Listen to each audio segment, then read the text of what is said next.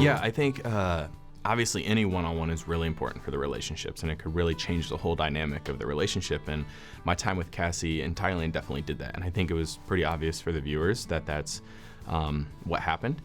There was definitely more than just making out the whole entire time, but that's also a part of the relationship. So, I'm excited to see, I'm excited for everyone to see how the dynamic of these relationships start changing in the later game, in the late part of the show. I haven't. I think you see that too, is just because I have the title of The Bachelor doesn't mean I'm invincible to having my heart broken. And going through this has taught me that we aren't invincible, and it's sort of been it's been a humbling experience for me all the way through my times through Bachelorette and through Paradise, and thinking I have things figured out, thinking I know what I want out of life. And I don't know where exactly that comes from, whether it's my sports background or, you have some sort of ego going into things, and you can't have an ego in relationships. That's one thing I definitely learned. I'm learning. I have a better understanding of who I am as a person. I think that also helps me figure out exactly what I want out of life. But I'm a big believer in trying everything once to see what you like. Life's short. You might as well do something that doesn't feel like work every day for the rest of your life. So I don't know what I'm going to do with the rest, like my career and stuff, but I'm having fun right now, and I'm enjoying the moment right now. Yeah, I think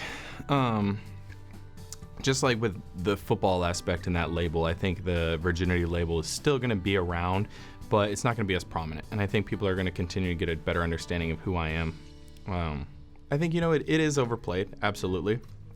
But there are going to be different aspects that you're going to see of my personality and who I am that come out. And just like with me, that's going to be the same case for some of these women as well, is you're going to get a better understanding of who they are going back, through and in this later portion of them actually being like, oh man, this is real. Because I remember that too, on my time on The Bachelorette, is you sign up for the show so hopeful for it, so hopeful for love, and it's going to be a fun experience. Because I came in, I was like, all right, I don't know a lot about Becca, but let's give it a shot. I wasn't like, okay, I'm ready to fall in love with Becca. That's not realistic.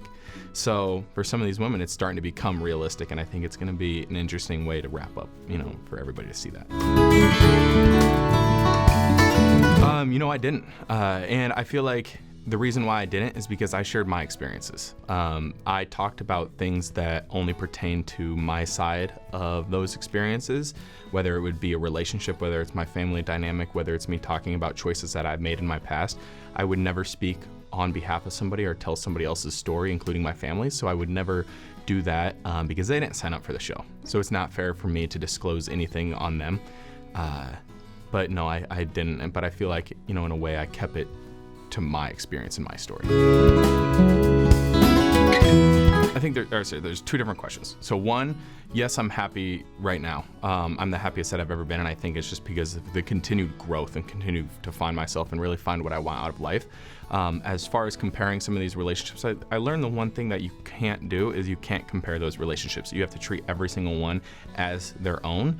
And you have to use the past relationships as learning experiences to figure out what did I like about that, what did I not like, what was not ideal for me, and how do I fix this, or how can I make me better, and how can I make our relationship better.